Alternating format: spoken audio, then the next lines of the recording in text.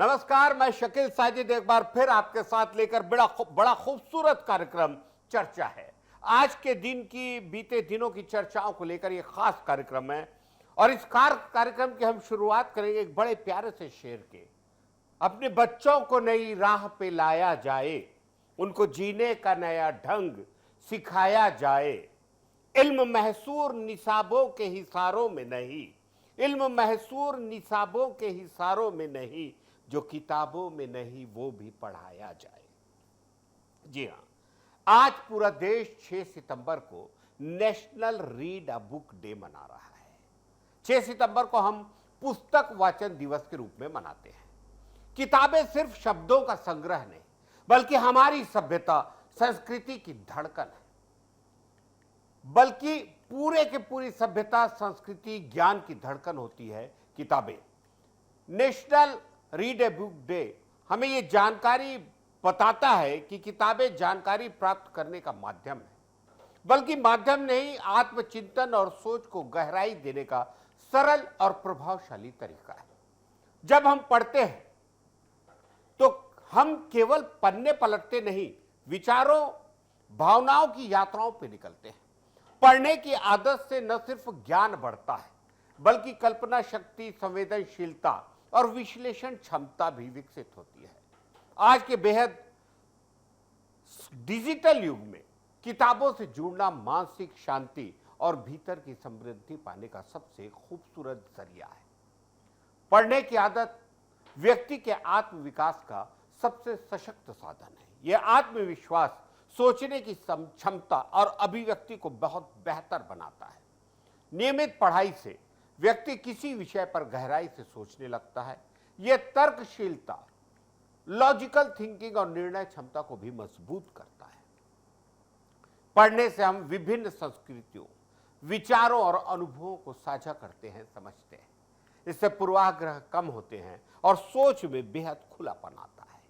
किताबों में जीवन का संघर्ष और सफलता की कहानियां पढ़कर व्यक्ति को निरंतर आगे बढ़ने की प्रेरणा मिलती है। पढ़ना हमें यह विश्वास देता है कि हम भी बड़ा कर सकते हैं, कुछ अच्छा कर सकते हैं। साहित्य, आत्मकथाएं और सामाजिक विषयों की किताबें हमें संवेदनशील बनाती है।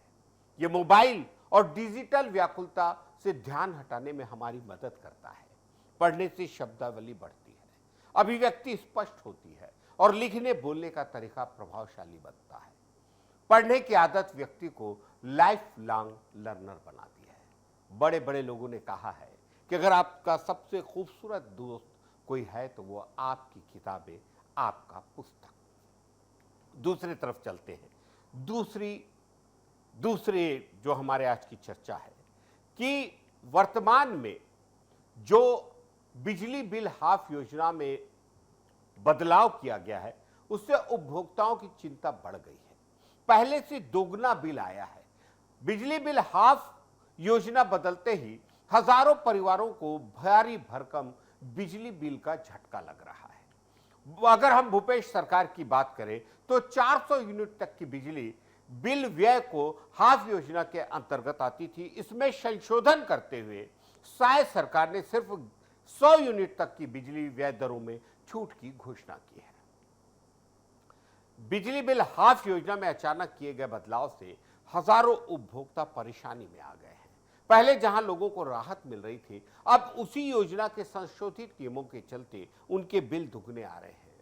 कई परिवार अचानक भारी भरकम बिजली बिल थमाए गए, जिससे लोगों में नाराजगी और चिंता का माहौल है।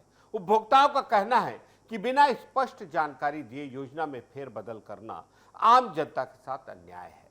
हालांकि इस बात में भी कोई शक नहीं है कि शायद सरकार का यह कहना है कि हम पूरे प्रदेश को मुफ्त बिजली देने की योजना बना रहे हैं और इसके लिए प्रधानमंत्री सौर घर योजना के तहत हर घर में सोलर एनर्जी, सौर ऊर्जा लगाने पर केंद्र सरकार एवं राज्य सरकार द्वारा सब्सिडी दी जाएगी, उसकी घोषणा की गई है और बड़ी तेजी से इस योजना पर काम हो रहा है। बहुत सारे लोग, बहुत सारे संस्थान अपने घरों में सौर एनर्जी की जो योजना है उसका इस्तेमाल कर रहे हैं। एक और थोड़ा सा हम सभी के चिंतन करने वाली बात आ रही है सामने। जो हम आगे बढ़ते हैं जिस पे चर्चा करेंगे। एमबीबीएस में 2 साल की अनिवार्य ग्रामीण पोस्टिंग।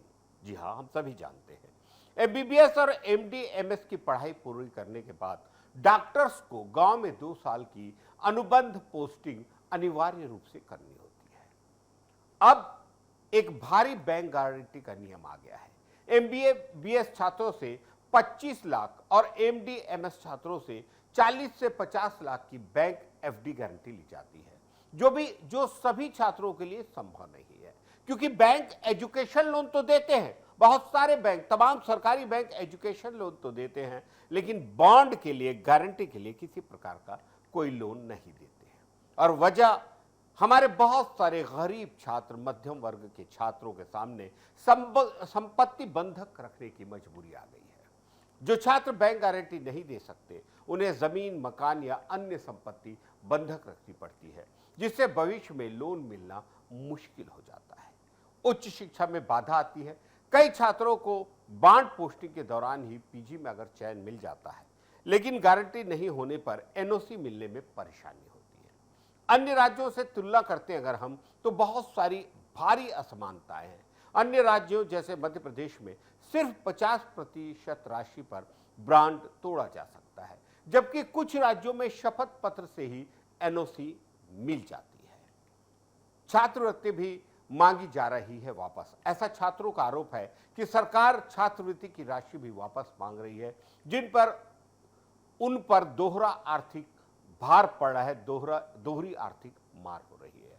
जब छात्रों के इस विषय पर बहुत सारी प्रिंट मीडिया में आया है कि स्वास्थ्य मंत्री श्याम बिहारी जायसवाल जी से बात की गई और यह कहा गया कि छात्र अपनी तैयारी से अगर पीजी में सफल होते हैं, दूसरी जगहों पे भी सफल होते हैं और उन्हें बांड की वजह से, गारंटी की वजह से रुकना पड़ता है, तो उनका भविष्य मार खाता है। क्या पता अगली बार अपनी 2 साल की पोस्टिंग पूरी करने के बाद शायद वो पीजी के एग्जाम में सक्सेस ना हो। श्याम बिहारी जायसवाल जी ने बड़ी ही विनम्रता से जवाब दिया है कि इस पर सरकार विचार करेगी और कर रही है। इसी बीच एक और बड़ी अच्छी खबर आई है। विष्णुदेव साय की सरकार ने साय साय योजना में अपने साय साय प्रशासन में रायगढ़ में आयोजित एक भव्य कार्यक्रम के दौरान छत्तीसगढ़ के मुख्यमंत्री के रूप में महतारी वंदन योजना की 19वीं किश्त जारी की है विष्णुदेव साय जी ने। इस योजना के तहत प्रदेश की लाखों महिलाओं को आर्थिक सशक्तिकरण की दिशा में निरंतर सहायता मिल रही है। इस बार कुल 69 लाख से अधिक महिलाओं के खातों में 647 करोड़ 13 लाख रुपए direct DBT, direct bank transfer के माध्यम से भेजे गए हैं। ये राशि बिना किसी बिचौलिए के सीधे लाभार्थियों के बैंक खातों में पहुंची है।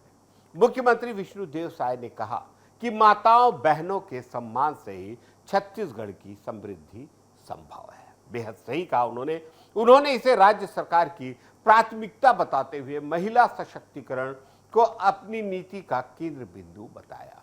कार्यक्रम में महिला एवं बाल विकास मंत्री लक्ष्मी राजवाड़े जी ने भी कहा कि सरकार इस योजना को और अधिक प्रभावी और व्यापक बनाने के लिए प्रतिबद्ध है। उन्होंने कहा कि महिलाओं के विकास, सुरक्षा और स्वाभिमान को सर्वोच्च प्राथमिकता दी जाएगी। इस योजना का मुख्य उद्देश्य महिलाओं को हर महीने आर्थिक सहायता देकर उनके घरेलू, सामाजिक और आर्थिक जीवन को सशक्त बनाना है। ये योजना महतारी वंदन महिलाओं को आत्मनिर्भर बनाने और उनके अधिकारों को सुरक्षित रखने की दिशा में एक मजबूत कदम है। महतारी वंदन योजना जैसी पहल से छत्तीसगढ़ देश के उन गिने चुने राज्यों में शामिल हो गया है जो महिलाओं के आर्थिक अधिकारों और गरिमा की रक्षा के लिए ठोस कार्य कर रहे हैं। ये योजना विकास में भागीदारी की सच्ची मिसाल बन रही है।